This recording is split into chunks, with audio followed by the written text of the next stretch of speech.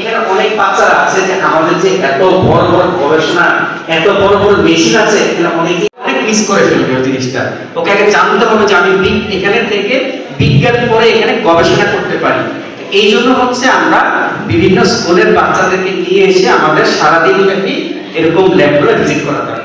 আচ্ছা, এটা তো আমার ঢাকার বাচ্চারা এই বাসগুলোকে স্পেশাল বিভিন্ন গবেষণার মূল মূল জিনিসগুলো আছে সেগুলোর ছোট ছোট ভার্সন এটার ভিতরে আছে।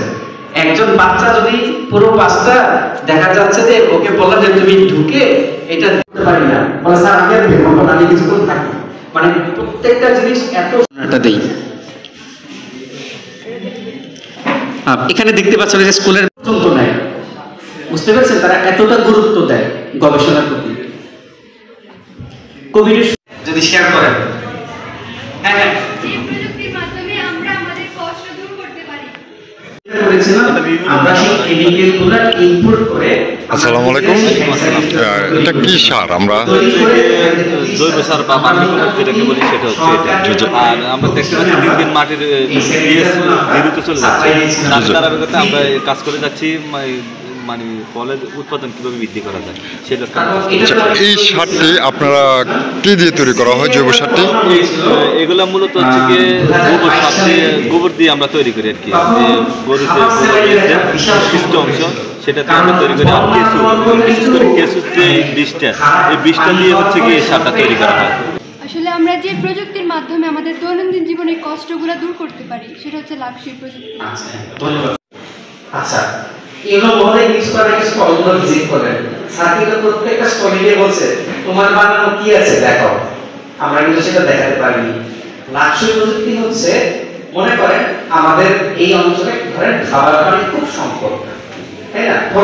ধরলাম এখন তাহলে আমার খাবার পানি কোথায় আছে? ধরেন খাবার পানি পুকুরে আছে, নদীতে আছে। এই খাবার পানি, খাবার পানি না। তাহলে আমি যদি এখন এই পানিটাকে খেতে চাই, আমাকে কি করতে হবে? পিউরিফাই করতে হবে, বিশুদ্ধ করতে হবে। এখন ফুটানো ছাড়া আর কি পদ্ধতি আছে? আমার কাছে কি আর কোনো পদ্ধতি আছে? ফিটানো আছে, ছাকন আছে। আচ্ছা, এই মনে করেন আমি ফিল্টার। আসসালামু আলাইকুম। ওয়ালাইকুম আসসালাম। আচ্ছা, এই বিজ্ঞান মেলা সম্পর্কে আপনার কাছ থেকে একটু আমরা দর্শকদের উদ্দেশ্যে জানতে চাচ্ছি। আসলে আমি তো এর আগে কখনো আসি নাই, এই প্রথম আসছি। স্যার এবং ম্যাডামরা যা বলতেছে দেখতেছি এবং শিখতেছি কীভাবে কী করতে হবে। আপনি কেমন শিখলেন? কেমন শিখলেন এই বিজ্ঞান মেলায় এসে এবং কেমন আপনার অনুভূতি? অনুভূতি আসলে অনেকটাই ভালো, আর শেখাটাও ভালো। এই বিজ্ঞান মেলা সম্পর্কে এবং বিজ্ঞান মেলাতে আপনারা কতবার স্টল দিয়েছেন এই বগুড়া উপজেলা অডিটোরিয়ামে, এবং এই বিজ্ঞান মেলা সম্পর্কে আপনি দর্শকদের উদ্দেশ্যে একটু।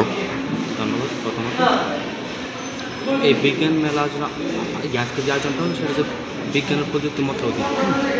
তো সেই অধীনে এখানে বিভিন্ন ইনস্টলমেন্ট হয়েছে। সেই স্টলে একটা স্টল আমরা স্বাস্থ্যখাত গ্যাসের স্টলে আছি। সেই স্বাস্থ্যখাতে আমরা মূলত স্বাস্থ্য সচেতনতা, স্বাস্থ্য জরুরি স্বাস্থ্য সেবা থেকে সব ধরনের সেবা আমরা সেই স্টলে প্রদর্শন করছি। কেমন লেগেছে? ভালো লেগেছে।